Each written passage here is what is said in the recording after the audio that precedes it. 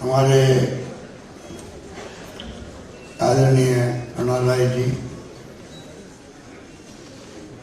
Chief secretary Usha Sharma ji,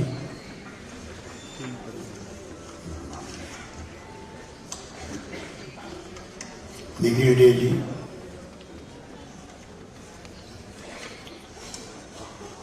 साथ में हमारे integrated secretary finance Akhil Arora जी, के राजू साहब, गांधी पीठ फाउंडेशन के अध्यक्ष कुमार प्रशांत जी, सुमन देथिया जी, सरफराज जी, तमाम हमारे बाहर से आए हुए अतिथिगण, भाई और बहनों, नौजवान साथियों, जैसा मेरे पूर्व वक्ता ने कहा कि एक अभिनव प्रयोग है और इसके लिए मैं अरुणा राय जी को और निखिल जी को और अखिल अरुणा को बहुत बहुत बधाई देना चाहता हूँ।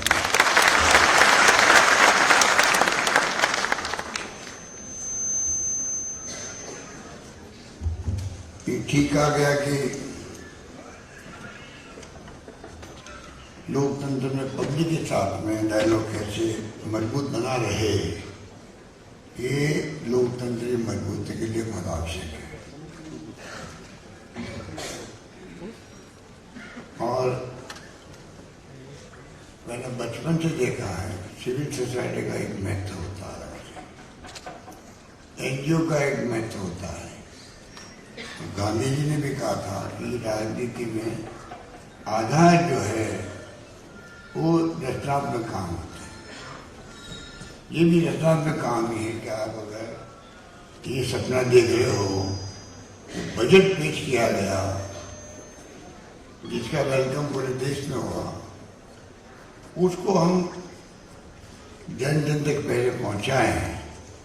अगर ये आपने सपना देखा है तो मैं समझता हूं कि ये भी एक प्रकार से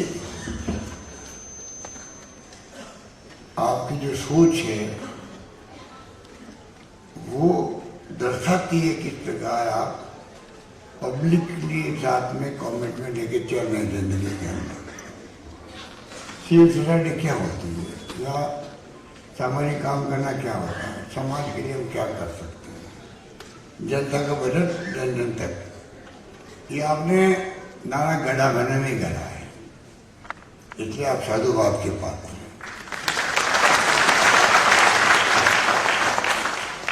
हमारा काम आप कर रहे हैं, हमारा काम तो कर ही रहे हैं क्योंकि हम सरकार में बैठे हैं, पर जनता का काम आप करें, जनता के लिए कर रहे हैं और जनता के हित में कर रहे हैं, ये आपकी सोच है, उसके लिए आप मुबारकबाद के पात्र हैं। एक सोच व्यक्ति की क्रांति कर सकती है। मैं अरुणा राय जी और कुमार प्रशांत के बारे में दो बातें करना चाहूँगा, जो मेरा परिचय कैसे हुआ उनसे। बचपन से मैं खुद गांधी पीठ फाउंडेशन का एक विंग था, तरुण शांति सेना, जिसका मैं सदस्य में पढ़ता था कॉलेज के अंदर। गांधी जी के सचिव थे महादेव भाई देसाई, आपने पढ़ा होगा उनकी जीवनी में। उनके लड़के थे नारायण भाई देसाई। उन्होंने एक संगठन बनाया तरुण शांति सेना। अकाल सूखा पड़ जाओ या कोई घटना हो जाओ, शरणार्थी आ गए, 1 करोड़ शरणार्थी आ गए थे हमारे बांग्लादेश के युद्ध के, 1 करोड़ शरणार्थी आ गए। उस वक्त में वो कैंप लगाया करते थे और हम लोग ले जाया करते थे। ऐसे कई कैंप में मैं गया था तो वहाँ कुमार प्रशांत भी आते थे, मैं इनको जानता नहीं था। मैं बैंक बेंचर था, मुझे बोलना नहीं आता था, ना मैं खड़ा हो सकता था ना बोल सकता था। मुझे कोई कह देता कि मेरा नाम पुकार लेते तो मुझे बहुत गुस्सा आता, उसके ऊपर नाम क्यों पुकार लिया। मेरी स्थिति जिंदगी में ये रही है। और कुमार प्रसाद उन लोगों में थे जो कोई विषय छोड़ते नहीं थे बोलने की। तो मेरा परिचय एक तरफा था, जब एक तरफा प्यार होता ना कई बार,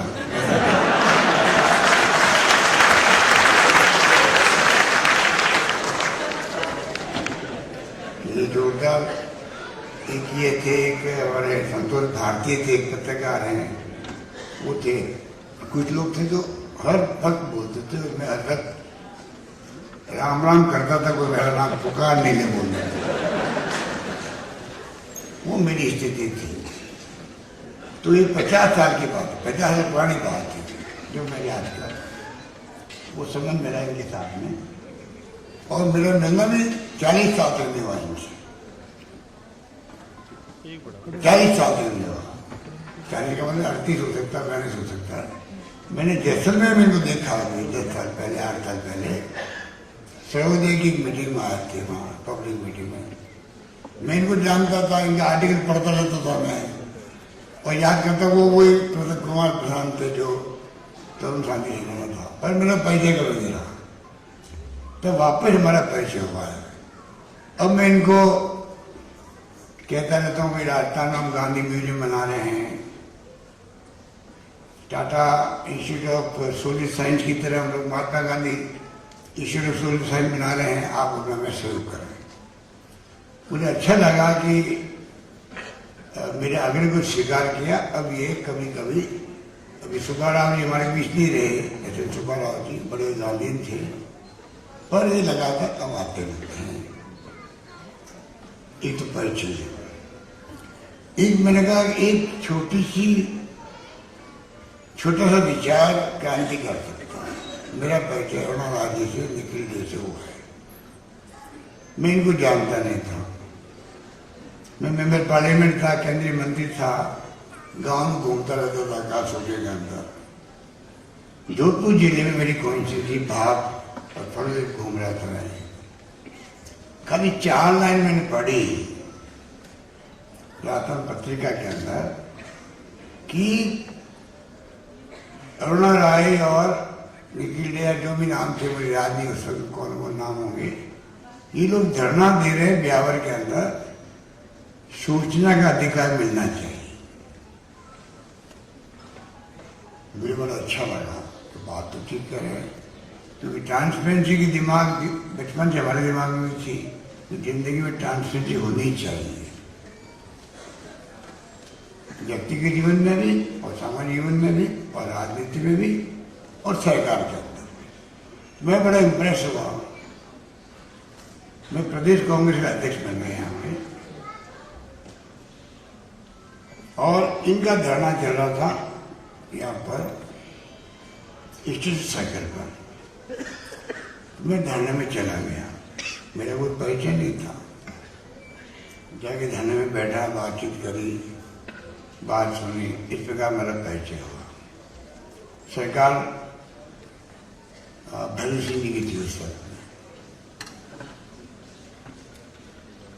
और मैंने इनको समर्थन किया कि आपका बहुत अच्छा आइडिया है, हम लोग आपको समर्थन करते हैं। सहयोग ऐसा बैठा कि मेरे ख्याल से साल भर के आसपास में खुद ही मुख्यमंत्री बन गया।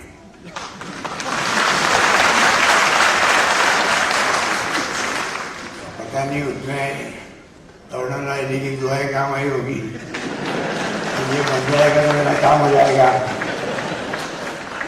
और अचानक बन गया मुख्यमंत्री, और मुख्यमंत्री बनते मैंने वो बात याद रखी धरने वाली, और मैंने प्रशासनिक आदेश से सूचना का अधिकार बना दिया।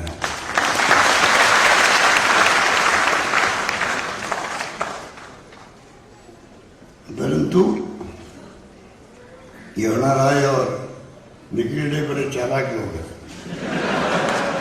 होशियार लोग हैं, बात को मनाना जानते हैं, जवाब देना जानते हैं। अभी मेरे पीछे पड़े हुए रोज के, तो ये जो संतुष्ट नहीं हुए, नहीं हम आपके प्रशासनिक आदेश को नहीं मानते, हम आपके आप एक्ट बनाइए असेंबली के अंदर, एक्ट बनाइए। मैं कह रही कहाँ मेरा पाला पड़ गया लोगों से। मैंने तो कहा कि लोग मैंने बना दिया है, काम मेरा हो गया, ये तो बिल्कुल पीछे पड़ गए।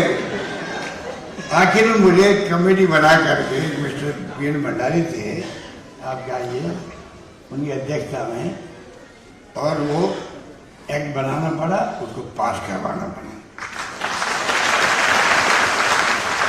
ये वो हस्ती बैठे हुए यहाँ पर, ये कोई मामूली मीटिंग नहीं हो रही आप लोगों की। आप लोग भी अपने आप में एक पहचान रखते हो समाज के अंदर, कमिटमेंट है कि आप सुबह जो यहाँ बैठे हुए हो, मुझे गर्व इस बात का है। और ये लोग भी जिंदगी बिता दी है, क्या पढ़ा था, ये ऑफिसर थी अरुणा राय, क्या जरूरत थी इनको, चेन्नई की रहने वाली, रिश्ता नहीं राजस्थान से, तो राजस्थान में दिलों की धरती है, यहाँ के इन्होंने काम संभाला, सेवा की, निखिल डे समर्पित है पूरी तरह से। मैंने कहा अरुणा जी को एक बार आप निखिल डे को मुझे गोद दे दो।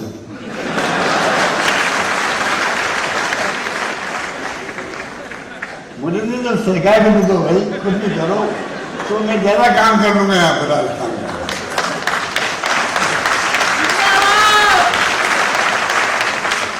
इस प्रकार से हमारे पैसे हैं,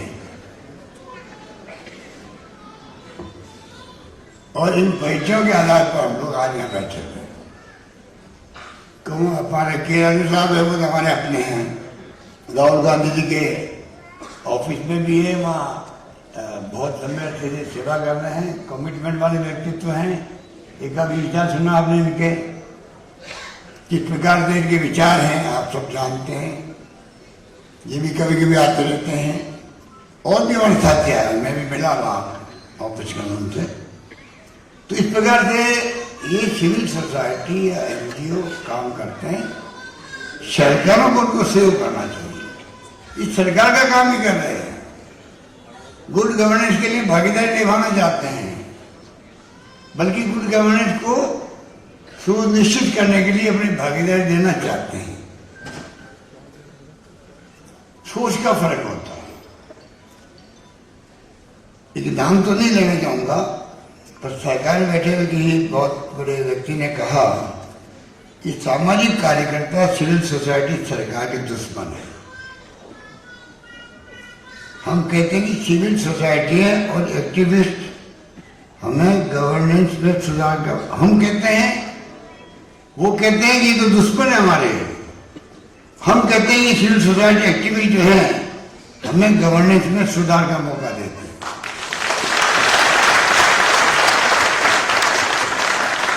देखिए ह्यूमन नेचर होती है, ह्यूमन काम करते हैं, कहीं कहीं गलतियां होती है सरकार की। तो सरकार में बैठे मंत्री, मुख्यमंत्री, प्रधानमंत्री, विधायक कोई बाहर ऊपर से आते नहीं है, वही आप में हम में से होते हैं। गलती कौन नहीं कर सकता है, पर अगर गलती होती है, सुधारने वाला कोई बोलने वाला होता है, जो हर व्यक्ति नहीं हो सकता है। लाखों करोड़ों की आबादी होती है, सब कैसा आगे कह सकते हैं मुख्यमंत्री को या मंत्री को या MLA को, कुछ तो भी कह सकते हैं। और कुछ लोग कहने वाले होते हैं, कुछ लोग बार बार कहने वाले होते हैं, कुछ लोग कमिटमेंट बढ़ जाता है, वो सिविल सोसाइटी बन जाती है। इस रूप में काम होते हैं, और मैं समझता हूँ हमें उनको सम्मान देना चाहिए, बल्कि उनकी बात ध्यान से सुननी चाहिए, और आलोचना को माइंड नहीं करना चाहिए जिंदगी के अंदर। सुधार का मौका मिलता है आपको। ठाकुर साहब की बात करना जिसके लिए की जाती है, वो खुद ही दुख पाता बात नहीं। हमेशा बात की जाती है, करनी चाहिए जो बात सही हो, सत्य हो। सत्य ईश्वर है, ईश्वर ही सत्य है, ये गांधी जी ने कहा। बहुत बड़ी बात है, इसके अंदर कई गहराई में जाएंगे तो बहुत आपको मजा आएगा। सत्य ईश्वर है, ईश्वर ही सत्य है। वास्तव में सत्य ईश्वर है, और उसके लिए मैं एक बात बताऊं आपको। मैं कई बार गांधी दर्शन समिति बना के मैंने सब जिम्मेदारी की, प्रदर्शन लगाई गांधी जी के, सत्याग्रह किया। एक में लास्ट दिन जाता हूँ, एक दिन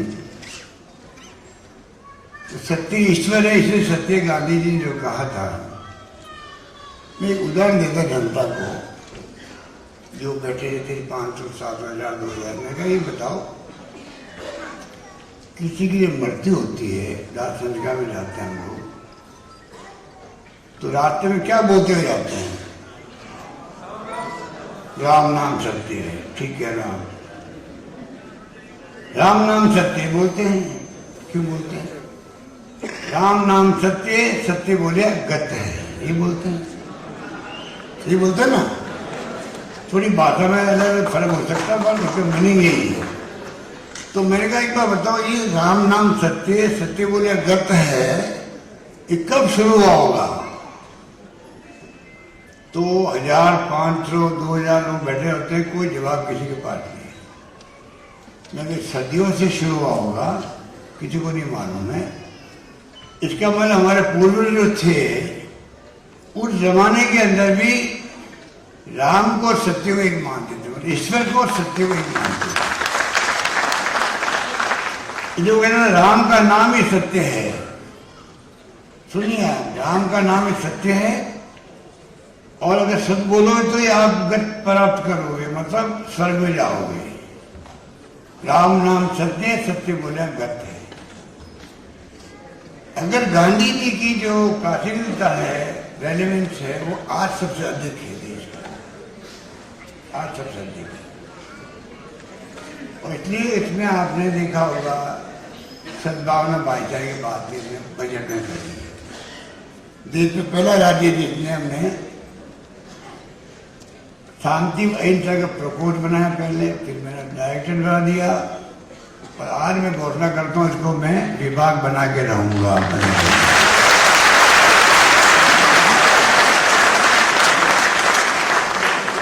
महोदय बैठी हुई है, उत्तर जी आप नोट कर लीजिए, इसको विभाग बनाना अपने को।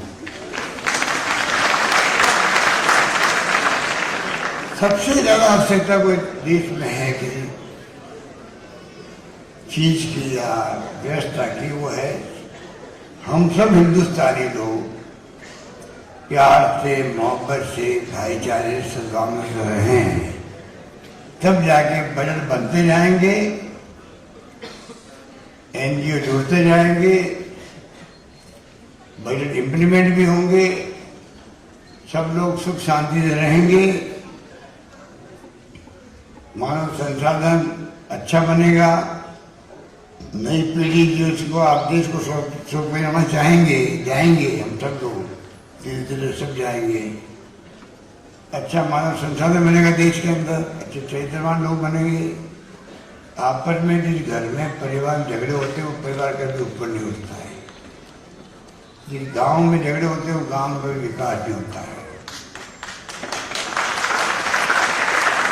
जिस देश में झगड़े होते हैं, फसाद होते हैं, वो भी आगे नहीं बढ़ सकता है।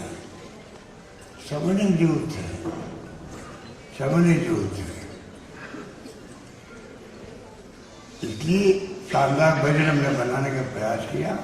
मुझे खुशी है कि आप सभी ने, नीतीश तो कहते रहते हैं कि बजट बहुत शानदार है, इसलिए आपने जनता का बजट जन जन तक आपने कुछ नारा दे दिया, गीत बना दिया।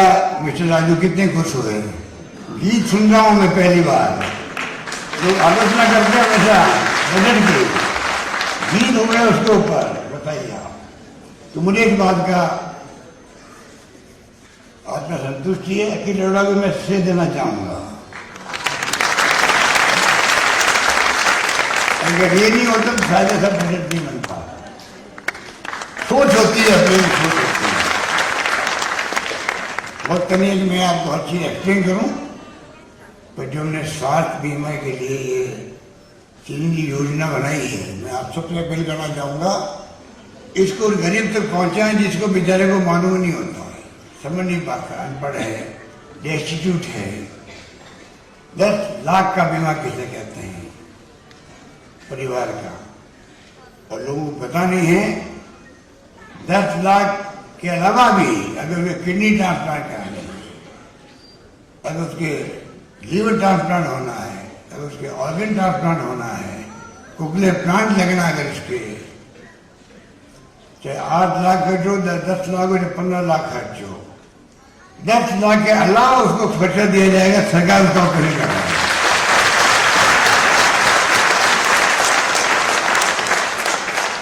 हिंदुस्तान में वही है। मैंने अभी अमित शाह जी आए थे यहाँ पर एक मीटिंग के अंदर, उत्तर क्षेत्रीय परिषद। मैंने उनको कहा आप जाके प्रधानमंत्री जी को कहिए मेरी तरफ से इसकी वो पूरे देश में लागू करें। सोशल सिक्योरिटी है, ये रेवड़ी नहीं है, तो प्रधानमंत्री का रेवड़ियाँ बट रही है, रेवड़ी नहीं है, ये इस प्रकार से सोशल सिक्योरिटी है। गरीब आदमी मालूम पड़ता है कि मेरे तो कैंसर हो गया है, किडनी खराब हो गई है, तो क्या तो पता नहीं गहने बेचेगा, मकान मिलेगा, क्या करेगा। आज मैंने आईपीडी ओपीडी सब फ्री कर दिया। एक्सीडेंट हो जाए किसी के दुर्भाग्य से, डूब जाए पानी में, मर जाए आदमी कोई कारण से, इसी चीज योजना के साथ में 5 लाख का बीमा उसका भी हो गया।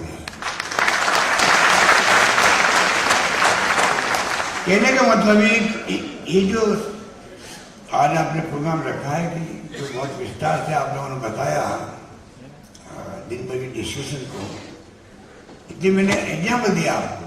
ये तमाम जो काम हमारे हैं इतने बड़े काम हैं कि वक्त लगता है होने में भी, पर अगर दबाव पड़ा रहेगा हमारे ऊपर सिविल सोसाइटी के लोगों का, गहरे में जाएंगे तो ये काम जल्दी इम्प्लीमेंट होंगे। इसमें मैं इसको देखता हूँ, आपकी मेहनत बेकार नहीं जाएगी। आपकी मेहनत के आधार पर जो आपकी रिपोर्ट बनेगी, आपकी जो रिपोर्ट बनेगी वो उत्तर शर्मा जी को मैं कहूँगा कि आप अपने यहाँ पर इसके लिए अलग से एक ग्रुप बना लें। अखिल अरोड़ा जी, उषा जी मिलकर के और लोगों के साथ देख करके चाहेंगे कि पूरी मॉनिटरिंग हो कि नए नए सुझाव आपने क्या दिए हैं। चलो हमारे पास ही बहुत थे, कामें होती रहती है, परंतु जो आप लोगों ने पब्लिक की नब्ज समझ करके अपने अनुभव से सुझाव दिए हैं, उनका भी हम उपयोग करना चाहेंगे, जिससे और खूबसूरती के साथ में हमारा बजट इम्प्लीमेंट हो सके। ये मैं कहना चाहता हूँ। इसलिए मुझे आपको ये कहना है कि हमारी योजनाएं तो लंबी चौड़ी है, खूब हमने उसमें किसानों का ध्यान रखा है, किसानों ने अलग बजट पेश किया है, कई स्कीम उनके लिए लेके आए हैं। और मैंने कहा अगला बजट में चाहूंगा युवाओं को, छात्रों को, ये आपने अपनी बात नहीं हुआ सुमन देवतिया जी ने, उस वक्त मैंने कहा कि हम लोग युवाओं को, छात्रों और महिलाओं को, हम चाहेंगे अगला बजट हम युवाओं को, छात्रों को और महिलाओं को समर्पित करें। राजस्थान चाहेंगे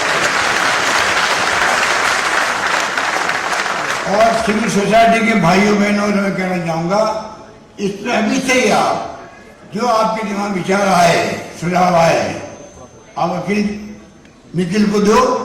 हम चाहेंगे अगली बार कैसे हम उनको सम्मिलित करने का प्रयास करें,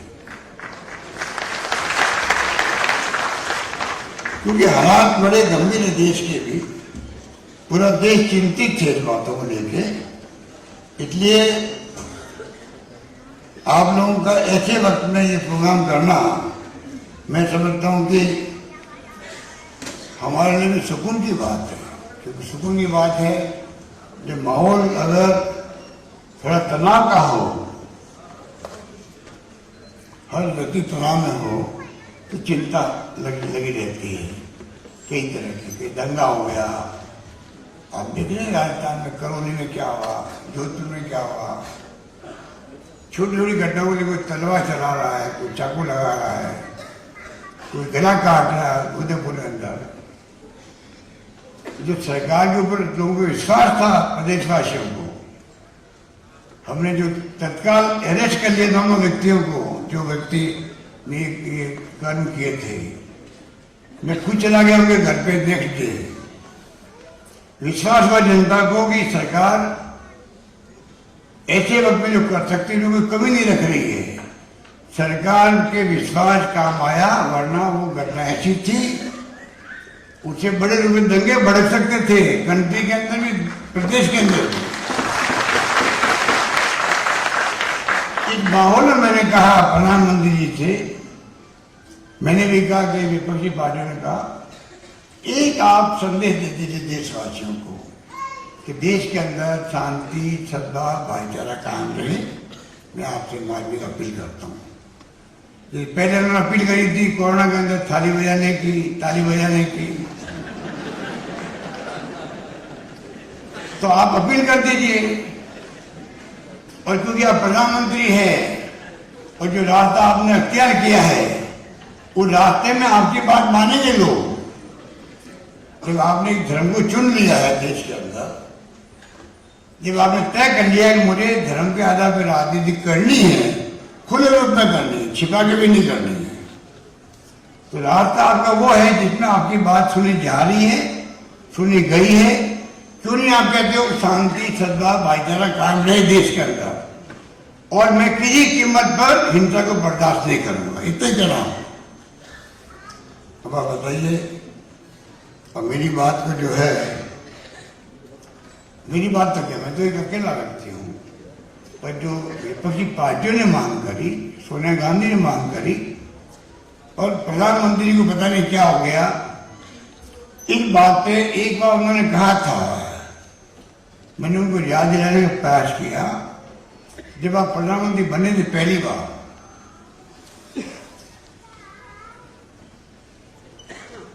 तब राजस्थान में लीचिंग हो गई थी। तब आपने कहा था ये जो लीचिंग करने वाले लोग हैं, वीरतंत्र है, वो असामाजिक तत्व है। मैंने कहा आपने जब ये बात कही तो लोगों ने वेलकम किया आपका कि प्रधानमंत्री ठीक बोल रहे हैं। और आज स्थिति और ज्यादा बिगड़ चुकी है देश के अंदर। किसी गली मोहल्लों में भी लोग रहते हैं माइनॉरिटी मेजोरिटी के नाम से, 10% रहते हैं, 90% रहते हैं दूसरी तो लोग, तो चिंता करते थे हर वक्त 10% वाले, पता नहीं कल कोई बात होगी तो हमारे यहाँ क्या होगा, क्या वो हिंदू हो या मुसलमान हो, कोई भी हो, तो कब मेजोरिटी में रहेगा, माइनॉरिटी में रहेगा, वो हो गया चिंतित रहेगा। ये माहौल देश में बना है, इस माहौल को समाप्त कीजिए, देश के हित के अंदर है। और अभी तक मैं समझता हूँ कि किन कारणों से वो एक पहली बार बोले थे, वो अभी बोलने सबसे बड़ी आवश्यकता बोलने की है। मैं बड़ा बड़ा सोच रहा था कि जब एनजीओ के बारे में मैं उनको अपील करूंगा, दूसरी बार कहीं मौका लगते ही कि प्रधानमंत्री जी आप एनजीओ से प्यार करना सीखो, सिविल सोसाइटी वालों से उनके प्यार करो, उनके विश्वास करो, आपको आनंद की अनुभूति होगी।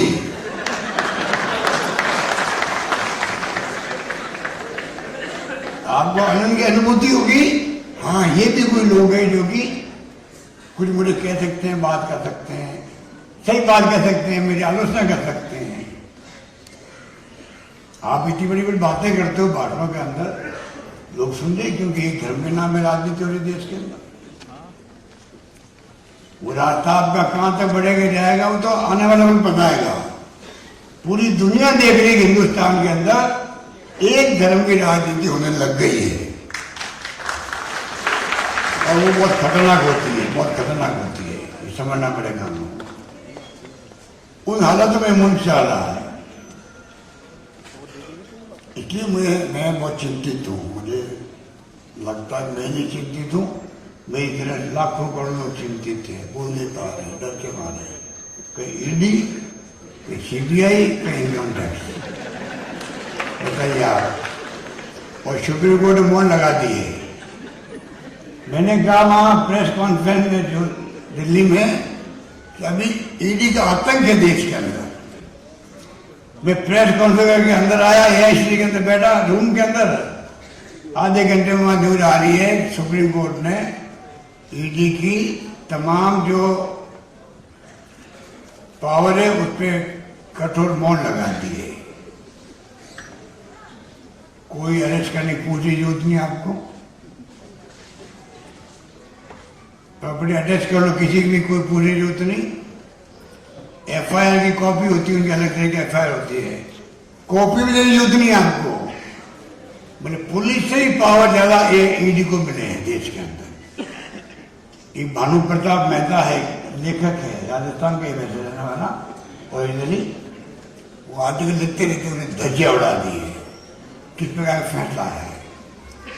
तो कहने की बहुत सारी बातें हैं, खाली मैं इतने कहना चाहूंगा कि हम लोग सब मिलकर के ये जो बजट में आपने बातें दिन पर तय की है, मैं चाहूंगा कि इसको पूरी मॉनिटरिंग हम भी करें, आपके सुझाव देखते रहें।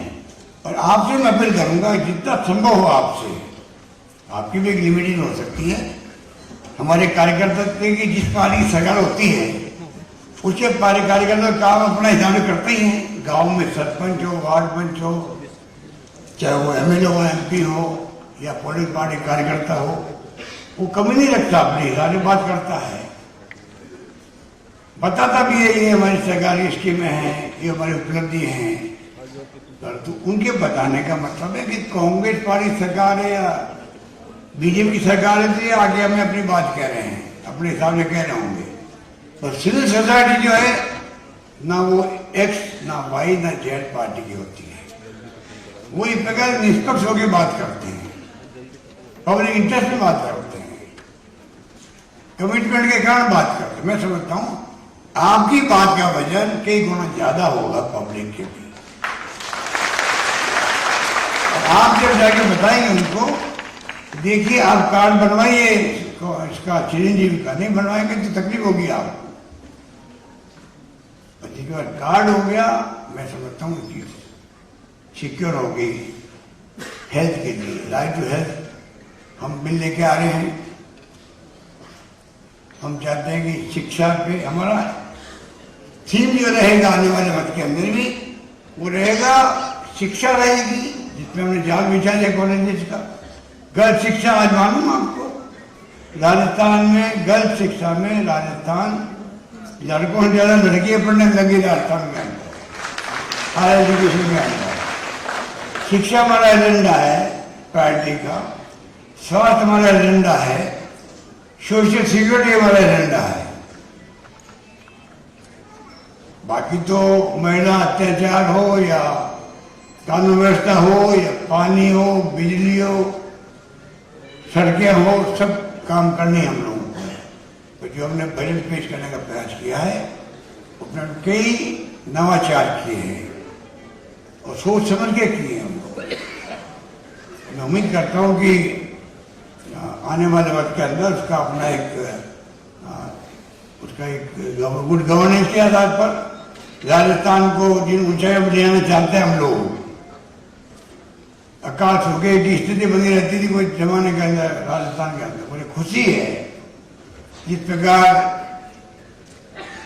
जैसे मैंने कहा आपको राइट टू इंफॉर्मेशन का एक्ट बनाया अरुणा जी ने, उसके बाद में वो बढ़ते गया, वाजपेयी गवर्नमेंट ने कुछ आगे बढ़ाया, परंतु असली जब यूपी गवर्नमेंट बनी, नेशनल एडवाइजरी कमेटी बनी, तो सोनिया गांधी बनी चेयरपर्सन उसकी, अरुणा जी उसकी मेंबर थी, पूरा ग्रुप बना, तब जाके आप देखिएगा जो क्रांतिकारी कदम हुआ आजादी के बाद पहली बार, जिसमें आपका आरटीआई पूरी वर्ल्ड के अंदर मैसेज गया उसका, ये कोई मामूली बात नहीं है। सूचना का अधिकार को कमजोर किया जा रहा अलग बात है, वो कमजोर किया जा रहा है उसको सभी तरह से। नरेगा बताइए आप, मैं बचपन से घूमता हूं गांव के अंदर, मैंने जो कुछ सीखा जोधपुर के गांव में सीखा है। आज मैं अगर मेरी कलम 4 साल अकाल पड़ गए थे मेरे पहले टर्म के अंदर 98 के अंदर, वो शानदार प्रबंधन किया, पूरा देश याद करता है राजस्थान के प्रबंधन को, घर घर के गेहूं पहुंचा दिया, काम के बड़ा अनाज कर दिया। लोग तरसते थे अकाल सूखे के अंदर, गायों के लिए चारा कहां जाएगा, पीने का पानी मनुष्य के लिए, गायों के लिए कहां जाएगा, मजदूरी नहीं मिलती थी, ये स्थिति थी।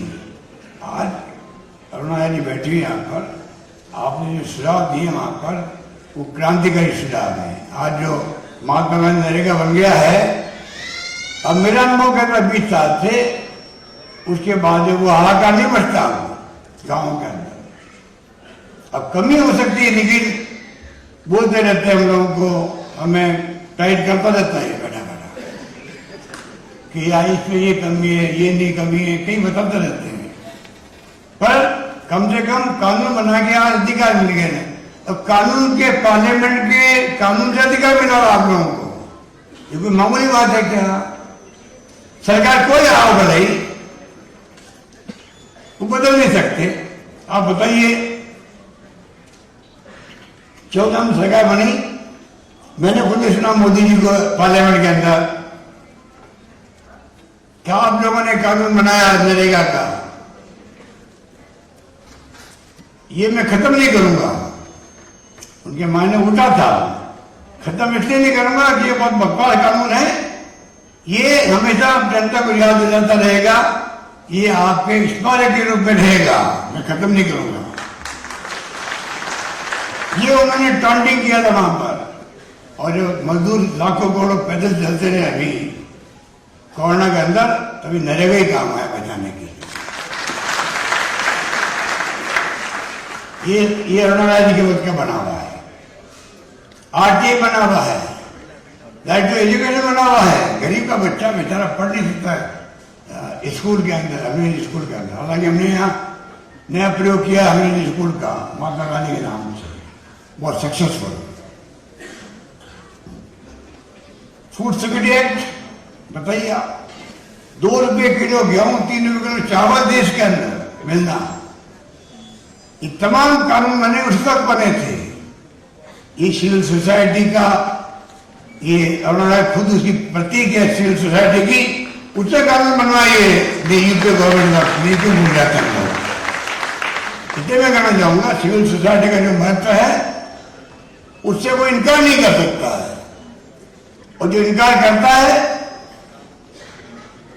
उसका डेमोक्रेसी में विश्वास नहीं है। ये मैं कहना चाहूंगा। मेरा आरोप है जो सिविल सोसाइटी को डिस्कार्ड कर रहा है उसका लोकतंत्र यकीन ही नहीं है। वो लोकतंत्र का मुखौटा पहन के लोकतंत्र की बात करता है चुनाव जीतने के लिए खाली, बस। चाहे दुनिया में कोई मुल्क में हो, इशू में देखिए, एक तरफ सिविल सोसाइटी सुना देती है, पब्लिक का मूड क्या है, लफ्ज क्या है, और सरकार चलती है तो उसका लाभ मिलता पब्लिक को। लाभ किसको मिल रहा है? डी का, नरेगा का, आरटीई का, फूड सिक्योरिटी एक्ट का, किसको लाभ मिल रहा है? जनता को मिल रहा है। ये हमें समझनी पड़ेगी बात। अब षड्यंत्र करके जो भवन बना दिया हमारे खिलाफ में, वो आज लोकपाल भी गायब हो गया, अन्ना हजारे साहब खुद ही गायब हो गए। भैया पूरा आतंक मचा रखा था, वो कहाँ गए? लोकपाल की बात करना, लोकपाल की काला धन लेके आएंगे। सरकार बंद ही, मोदी जी ने कमेटी बनाई सुप्रीम कोर्ट के जज की अध्यक्षता में, नाम सुन लो। 8 साल के अंदर वो काला धन की कमेटी का क्या हुआ? कोलगेट कहाँ गया? 2G स्टेडियम कहाँ गया? किसी को मालूम है? अरे डेमोक्रेसी है, और डेमोक्रेसी क्या है? डेमोक्रेसी भी नहीं है। धर्म के नाम पे आप ये जाति के नाम भड़का दो लोगों को, धर्म के नाम भड़का दो, और वो आज ये जो कल लोग असली समझ में आ जाएगी, पेट में अनाज जाएगा, भूख मिलेगी तब जब वहां पे खाना मिलेगा उसको। कब तक करते रहोगे? महंगाई भयंकर, जीना मुश्किल हो रहा लोगों का, बेरोजगारी हाहाकार मचा रहा नौजवानों के अंदर। अग्निपथ लेके आ रही है, अग्निपथ। मेरे ख्याल से इस साल का सबसे बड़ा मजा कोई हुआ देश के अंदर, वो अग्निपथ हुआ है। 4 साल की नौकरी, 22 साल में घर बैठो, 4 साल की 4 साल की नौकरी, रिटायरमेंट हो गया 4 साल में, 22 साल में रिटायरमेंट हो गया आपका। अभी 2 साल की छूट दी गई, अभी 24 साल तक, और 25 मिनट लोगों को लेंगे नौकरी में। बाकी तुम लोग फिरते रहो, आपने अच्छे हथियार जमा सीख लिए हैं, तुम मरिए लोग काम करो। वो क्या करेंगे आपको मालूम हो सकता है? क्या इतनी बड़ी मजाक आज तक नहीं देगी कभी। पार्लियामेंट में डिस्कशन नहीं, आपकी सेनाओं का हो रहा उसके ऊपर फैसला, फोर्सेस का।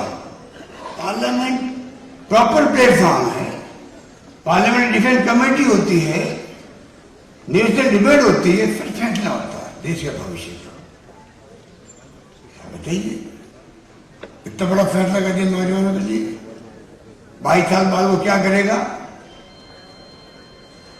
और कोई जवाब नहीं। उनको धमकी दे दी नौजवानों को, अगर पुलिस केस बन गया तो तुम्हें नौकरी नहीं मिलेगी, बेचारा घर बैठ गया। तो मन में आग लगी हुई लोगों की। पार्लियामेंट में चलती नहीं है, ना डिस्कशन होता है, ना जीएसटी पे, महंगाई पे, बेरोजगारी पे, ना आपके अग्निपथ पर। अब अग्निवीर बना रहे हैं। अग्निवीर हो या ये जो नाम देते हैं मोदी जी, ये तो आरएसएस और बीजेपी की बहुत बड़ी क्या कहते हैं, ये करामात है, नए नए नाम जोड़ने की, अपना सबका साथ सबका विकास और क्या क्या नाम देते हैं, बहुत लंबी फहरिस्त। वो उन्हीं को मुबारक हो। यही बात करता था, कह रही थी कम है बातें, पर मैं समझता हूँ सुबह साहब बैठे हुए हो, बहुत बातें हो गई। आप सबको मैं शुक्रिया अदा करना चाहूंगा, आप सबका शुक्रिया अदा करना चाहूंगा।